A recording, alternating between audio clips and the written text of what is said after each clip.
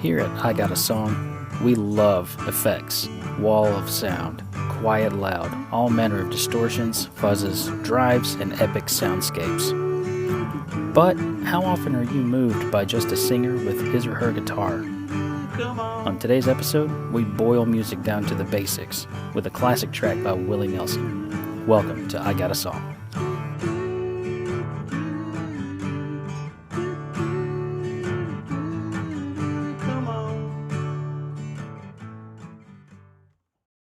The show you're about to listen to is called I Got a Song, and I am one of the hosts. My name's Michael. Joined along with me is my friend Clay. What's up? I am the other host that he is mentioning. Hi. Hi, Clay. Hi. I thought we'd just elevate the excitement right away because it's a good day. It's always a good day when we get to sit down and do the pod. I agree, sir. I'm always excited about this. Well, Clay, tell me how your day is going so far. So far, man, it's been a nice day. Don't really have much going on around the house. Slept in, did a little grocery shopping, just the usual stuff. Hung out with the kids a little bit, jumped on the trampoline, walked the dog, had a little breakfast, and now I'm ready for some podcastery. Man, I am too. It's been an all right day here too. I'm abroad with work, so I've had some food and I've had some rest, and it's time to get into this thing. All right, Clay. We've shared a lot of great songs over the previous 15 episodes, and today's going to be no different. Obviously, it was brought up in our last episode when we had our guest Dallas on. And a few other people have kind of mentioned it to us too, that we tend to shy away from the hits. Not necessarily all the time, but so far there's only been a couple, maybe a handful of songs that are like very highly recognized, generally speaking. Would you agree? Yes. Okay. I feel like the song I'm about to drop is going to be another one of those everybody knows it sort of songs, but it's a great one. It's a even if you're not a fan of like this particular genre or something, chances are, if you're of a certain age, you know this song. don't worry. It's don't worry. So let me ask you this. We like to kind of preface with a some sort of question or statement that makes the other one ponder before we release the song. So, how often when you're listening to music are you moved by a song that is not much more than maybe the singer and his instrument, primarily guitar? Let's say it's just the singer and his guitar and he's singing and you're like, oh man, this song just hit me right in the gut. I have had experiences like that with listening to Mark Kozlek. Red House Painters. Yeah, Red House Painters. Yeah. Yeah, I don't listen to a lot of him anymore, or not recently. I'll say in recent years, because I've tried to go back to it, and it's just so sad. and okay. But yeah, just a single person and their guitar. There's a lot of that, you know. Oh yeah, of course. Jay Mascis is, you know, we did episode 3, The Boy with the Thorn in His Side. That album that came from. I know I keep referencing our least listened to. Yeah. Per Spotify analytics, right? Yes, which are always accurate. Which was one of the most fun that we've recorded, actually. I concur. Yeah, there's I can really think of a lot of those, and I'm really interested in where this is going because my episode is kind of okay. Go ahead. Kind of along that line. Maybe. Okay, well, let me ask you this. And I had no intention of even approaching this subject, at least until we got into the song, but are you moved, like you've spoken on this before, and here I am saying that again. Like you have a low tolerance for sadness in music. It seems So, yeah, here lately, sometimes, here lately, sometimes, here lately, sometimes. and it's like, and you're like, no, I can't listen to it. Or I listened to this song the other day that it just brought me down, and I had to listen to, you know, Oh, yeah. angry Okay. Smashing Pumpkins or something like that to pick me back up or something. I don't know. Uh, and so, I mean, is that a fair statement that Yeah. you generally Like, shy away from music that is meant to or as a byproduct makes you sad? sometimes, so the thing that comes to mind, the song that comes to mind right now is The Background Ah, by yeah, Third Eye Blind. Third Eye Blind, okay? Mm-hmm. It's this new album. I Good don't know if you've example. heard of Good it. I don't know if example. you've heard of this new album by Third Eye Uh, Blind, okay? It's self-titled. a few people have told me about it. I don't know. It's not my thing. So that song is really, it's like a emo song, but like for real. Like, and if you're in Okay. the right, I don't know, you could totally shed a tear. Okay. Um, yeah, I don't know. Maybe I've gotten a little more sensitive in my older years, but yeah, music has started moving me more than it used to. Like to occasionally just like tear up. I'm not like start weeping or anything, but a little. Right. Yeah. But it stirs you. It moves you. Yeah, maybe you have to catch your breath for a second. I Mm-hmm. had Yeah. No, that happened to me this that's morning fair. with the song that I'm going to present to you Oh my later. goodness. Okay. Just a little bit, but like a happy kind also. Okay. Yeah, but also there's been more of that, but like a sad, like make me not Like, every now and then, I guess. okay. Like bums me out. And I'm like, I oh I have a man, lot this is higher sad. tolerance for yeah. Well, I mean, I have a much higher tolerance for music like that than apparently you do. I can It I depends can on the listen to a song. mood. I know Yeah, it really that's such does. a It cop does. out. I know that's really broad for me to say. Oh, it depends on me, but I don't know. It kind of It does. I does. can No, it's sometimes not a on the cop out. right It's day, the truth. I'll sit through it and I'm like, I know that this is a tough song, but I am in the mood to go through it. You Yeah, know? yeah. Yeah, I know what this song Well, does to me. I've heard it before, and like right now, I can be like, hey, I can't listen to the background right now. It's too heavy. Or but I still love the song, and later on it'll come on in the right time, and I'll be like, yeah, yes, that we're doing that. You know. okay. All right. Well, while you were telling me all that, I already sent you the song, so check it out. Gasp! My fists are in the air. I love this song. Oh Okay. man! Well, Yes, don't leave us hanging. Don't leave us hanging. we have "Blue Eyes Crying in the Rain" by none other than Mr. Willie Nelson. All I have right. Well, things to say about Willie Nelson. I know I you bet do you do. too. I bet you do. And let's go ahead and take a second to listen to the track. I've got some notes, and I'm sure you've got some mental things you're already going over in your mind to talk about. So let's hit it. At this point in the episode, Clay and Michael listen to the song and then come back to discuss it. For the best experience, we recommend that you do the same on your music platform of choice. All right, that was "Blue Eyes Crying in the Rain" by Willie Nelson from his album "Redheaded Stranger."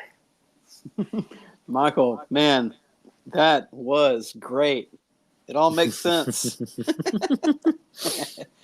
Okay, would you consider this a sad song?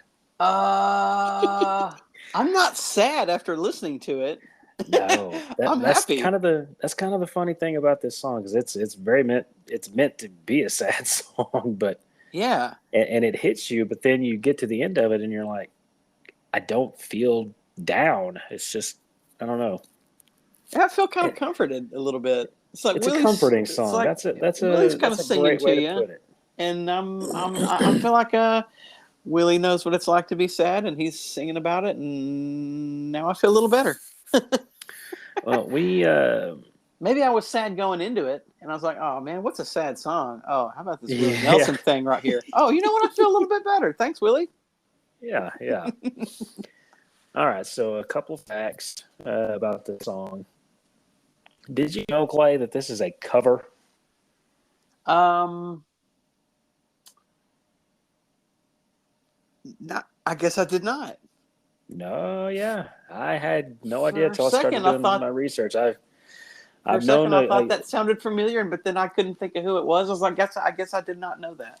so Willie recorded this in 1975 for the album Redheaded Stranger, but it was first written and recorded in 1946.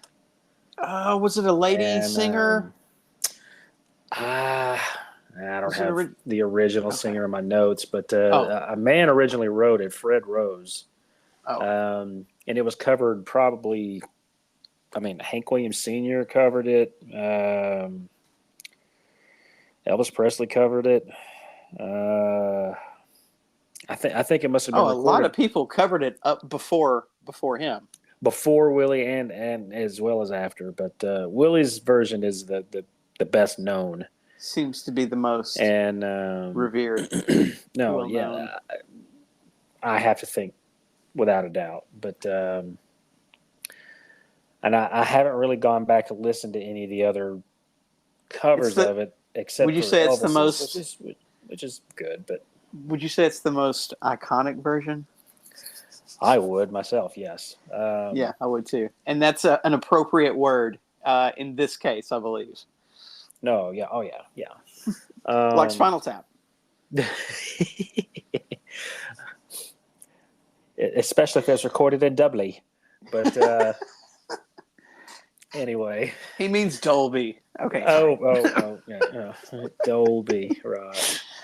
So anyway. Yeah, so it's Willie Nelson and his guitar, and then there's like one kind of string accompaniment that's in there every so often. But I mean, it's like I think it's accordion. I think there's is it an accordion? Okay, yeah, that's very possible. But it's just such a like bass level song. You know what I'm saying? Like, yeah, it's the most, and also you're right. I know what you mean, because that when you listen to Willie's guitar, it's the most basic piece of wood and strings that It's like it's really old. There's just no frills. There's no effects. There's nothing. It's Trigger, his guitar. Yes. And and that voice. And you got you got a little bit of a swing, a little bit of the beat, and the accordion. Yeah, it's just like his picking and strumming style provides the very beat. Minimal. And but so minimal, minimal, and just no frills whatsoever. And that just adds to the effectiveness. Well, and doesn't it somehow? Oh yeah, absolutely, absolutely. And so we were talking about sadness, but yet with this song you're comforted, and I give that to Willie's like voice and vocal delivery, I guess, because he has such a different way of like he doesn't match rhythm exactly when he sings. And so and if you see him play like live with his band, these dudes that he's been playing with for however long, forever. Oh yeah. They have a meandering kind of jazzy kind of rhythm. They have their own kind of feel. It's almost more like a really light jazzy country as opposed to your strict, jazzy in the sense that there's an improvisational element to it. Yeah, there's a kind of a like an airy, like I'm going to do my own thing and you guys just kind of follow along type of thing. And they do. And he, they follow him, but he also follows them. And yeah, it's a conversation. And that's a good way to put it. Yeah. That's the way it feels to me. And I was having this, it's so interesting we're having this conversation because I was having this conversation with the key man. And we were watching a Willie Nelson video, and we were talking about this very thing about his band. And the key man says that he's been playing with these guys for so long, and he can just kind of tell. The key man, by the way, is a friend of mine. He was an old locksmith friend, and it's a different story how I came to know the Key Man. But we were watching this Willie Nelson. So these guys have been doing this for so long that they're kind of a cohesive unit, and there's an understanding, there's a rhythm, and they just play off each other, and they're having a conversation. Mm-hmm. All right. And who was that again? One more time. Who was that? Oh, that's when I was having a conversation with the Key Man. Okay, all right. I just had to clarify that. I appreciate that. Man, we should have him on the pod one day. That'd be a riot. That really would actually. Come on the pod. What a character. Okay. I know some about the whole album Redheaded Stranger. I picked this song. It's my favorite song of Willie's and obviously my favorite song on this album, but I almost picked this song as much for the conversation about the album and its impact as much as this song. Redheaded Stranger was a bit of a, not even a bit. It was most definitely like a concept album and hadn't really been done this way in country music prior to this. But it tells a cohesive story from start to finish. And I generally don't care for albums a whole lot that tell a whole story like that. I'm great with albums that have like a cohesive theme, or something that ties all the songs together in some kind of meaningful way. But when it's like broadly telling a story, I'm just like, okay, is the music serving the story, or is the story in the context of all these songs? But the album Redheaded Stranger is about a man who discovers his wife was cheating on him, and he murders the two of them and then goes on the run. Whoa. And yeah. And he's a preacher. He's a preacher and comes home to discover that his wife has been unfaithful. Yeah. And so he, in a fit of rage, he murders her and her lover, and then he goes on the run. Yeah, oh yeah. He goes on the run, and there's kind of the middle bit of the album is about him being on the run, and he actually kills one more person along the way because he's like, in this horrible grief. One, he's grieving that his wife cheated on him, but two, he's grieving again that he's a murderer and that she's dead. Yeah, in his hands. And then in the middle of all this grief, some other person tries to pet his horse or do something with his horse, and he kills this person. Just kind of in an uncontrollable fit. And then towards the end of the album, he kind of goes through there's like this redemption arc and ends up settling with someone to live happily ever after. I mean, it's a wild ride once you kind of dig into what all the different songs and the theme of the whole album are saying. Yeah, goodness. Well, the album made it to number one in 1975 in the top country albums. Yes. And Blue Eyes Crying in the Rain made it to number one. And then the other single on the same album called Remember Me made it to number two. So the album did all right for being a concept album. You've got some pretty strong songs. And obviously, from what I saw in my research, Blue Eyes Crying in the Rain was Willie Nelson's first number one song as a singer. He's written so many songs for so many other people, and he had some success, like chart-topping success as a songwriter for other people. But this apparently was his first song to reach number one that he himself recorded. Now, let me give you a little bit.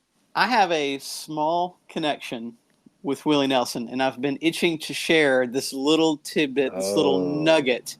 And it's it's not like I know him. He doesn't know me, anything like that. But Mm-hmm.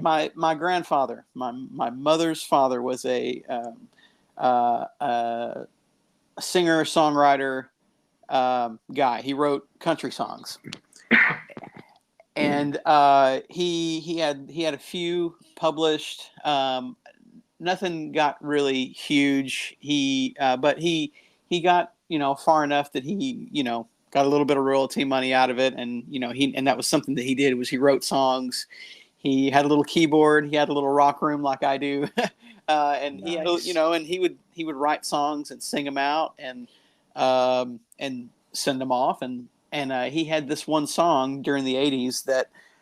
Whenever Willie Nelson was having his difficulties with the IRS, I believe. I don't know the details. That's a different podcast. If you want the gory details on if you want all the goss, anyway. But so he wrote this song called "Where There's a Willie, There's a Way," and he had a small demo. It had a little bit of local notoriety, and I don't know if I imagined this, but I heard that it got to Willie.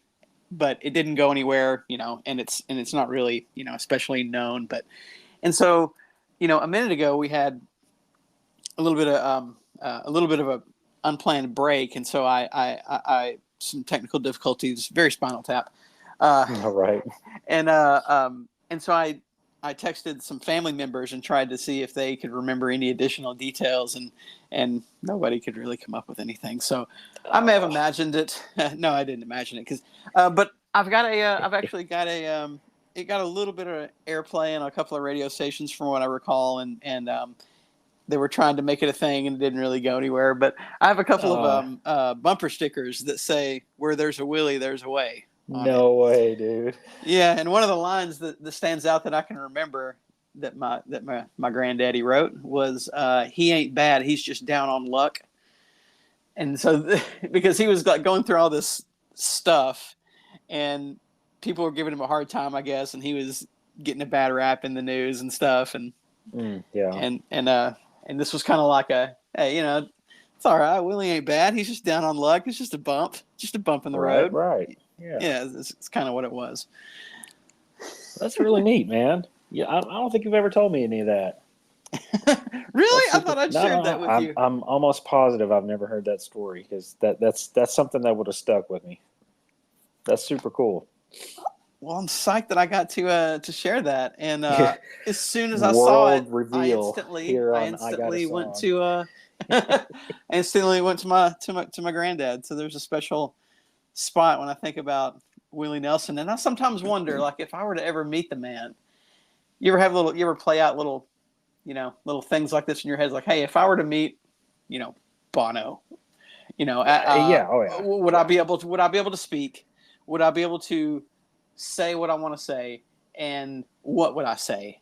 But with Willie, I would always want to say something like, "Hey, Mr. Nelson, I don't know if you remember, but my granddad wrote a song for you in the '80s called 'Where There's a Willie, There's a Way.' Did you ever hear it? Does that ring a bell at all? If not, peace out." Yeah. I look forward to trying your products someday. Have a great day. And then that's it. And I don't know. That's one of those little Willie Nelson things that I don't know how I would ever go see him. He's still around and he's doing shows, and he comes to Dallas. I think he lives in Texas, and I'm pretty sure he lives in the Austin area. Yes. Yeah, I know he does. I know I see him pop up in Dallas and Austin. On that, but a few times a year. But wow, that's a cool song, man. I really enjoy that one a lot, and especially since I've got a little, sort of connection. Yeah, man. That I kind of, however small, that's still really cool. Yes, sir, man. That's a cool song. Thanks for sharing it. Yeah, absolutely, man. And this song is it's my favorite Willie. And you know what? I'm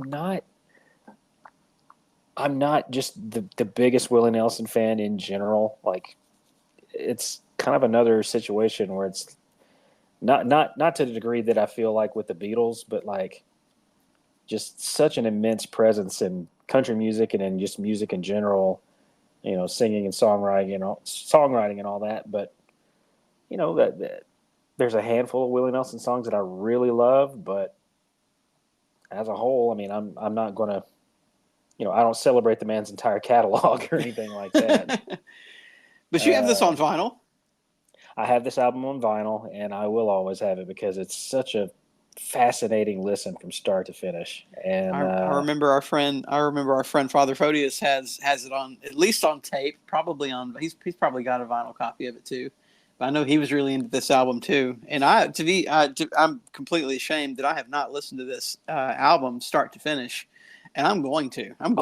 Now. Ever? No, you've never listened to it start to finish. Oh, I truly don't think that I have. Clay, you have homework to do, sir.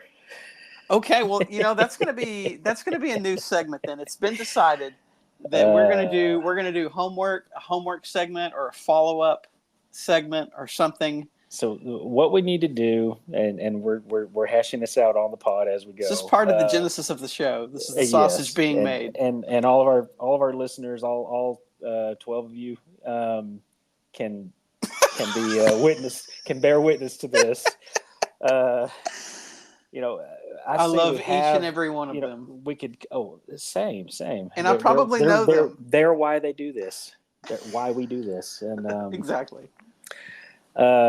Maybe we could have like an episode that's kind of devoted to like a follow up. I wouldn't say every episode we talk about follow up because now it does kind of feel like homework. But yeah, let's. I've got homework. I've got a homework assignment that I gave to myself that I have completed, and I'm happy to share with you right now. Let's hear it real quick. You want to do it right now, or do you want to do it on a? Okay, well, so you remember? I'll just go it out, and this is okay. So this is our first homework assignment. So on episode, I believe it was 6, we had Pink Shiny Ultra Blast, right? Mm-hmm. And if you remember, they took their name from an album by a band called Astro Bright. Yes. The name of the album was called Pink Shiny Ultra Blast. And so I decided that I liked that band so much that I should at least go ahead and listen to that album. Okay? By Astro Bright. And I listened to that thing maybe 3 times in a row on repeat. I could not stop listening. I got so into it. And I did it in the car, and then I got home and I put it on the headphones and I did it again. And I could not get enough of that stuff. And it's such a strange kind of it's really not your thing. It's really okay. So I'm gonna have to do an episode on it when you're not ready. Well, all right. No, I'm just. I can hear you getting anxious about this already. No, okay, I'm just kidding. It's anyway, your choice. But I went ahead and decided hey, that Pink Shiny Ultra Blast thing is great, and they thought that this Astro Bright thing was so great that they would name their band after that album. So I should listen to it, and I loved it, and I would have named my band after it, but it was a rewarding listen, and I just allowed myself to go down that little rabbit hole.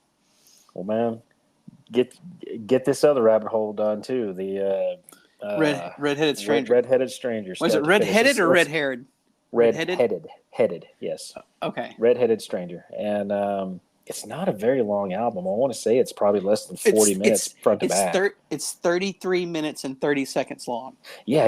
A lot of the songs are really. Blue Eyes Crying in the Rain is barely over 2 minutes. Yes, that's another fantastic track. That's coming in under 2.5 minutes. Like that Brenton Wood track was 2 minutes and 20 seconds. Yeah, that's right. Just concise, to the point. Hits you right in the feels, and then they're done. Oh, and it really does. And it really does. I love these little bursts of these because with that Brenton Wood one, it was a burst of a put a little spring in your step, a little burst of sunshine, almost like that Jim Croce song too. So there's these songs here that we keep hitting in the 70s that are only 2 minutes, 2.5 minutes. That Jim Croce song was 3 minutes something like that. Yeah. Wasn't like 3:06 or something like that. It was like barely. I mean, just barely over 3 minutes, but just short and to the point. Yes. And we feel like there's not a wasted note on those. Exactly. But what's a little bit different about this song, Blue Eyes Crying in the Rain, is that there's still a little meandering kind of playfulness, There is maybe a little bit of wasted note, but it's not something that's distracting, and you don't like start looking at your wrist like how long is this song? You don't get any don't get any of that. It's so well crafted, and it's just such a great little. I love the song, man. You just crushed it again. You're amazing. Well, I appreciate that. Well, for everyone out there, Blue Eyes Crying in the Rain and just Willie in general, check out Redheaded Stranger. And, it's a package deal. The song is a package deal. It's a great song on its own, but man, it just slides right into that album, and you get kind of pulled into the narrative of the album, and it's a really, really neat listen. So thank you for giving me your thoughts on that, Clay. And man, that just blows my mind that I didn't know about your granddad's connection to Willie.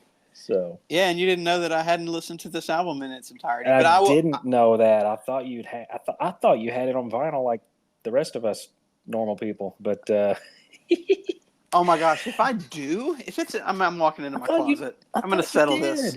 I thought you did. Well, you know what? I may have purchased it. Hang on, I'm in my closet. Let me get here real quick. This is absolutely riveting podcast stuff here, I know, but I have to know if I have this album. Here we go. Let's see her there.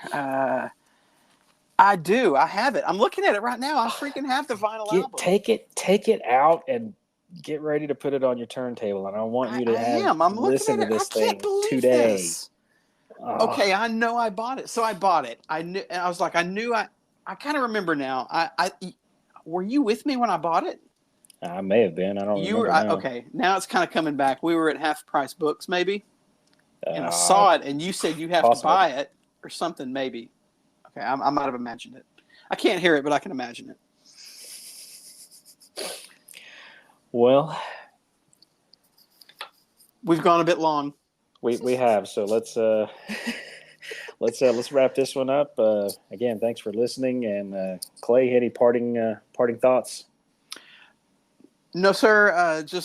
I thank you so much for allowing me to be on your show.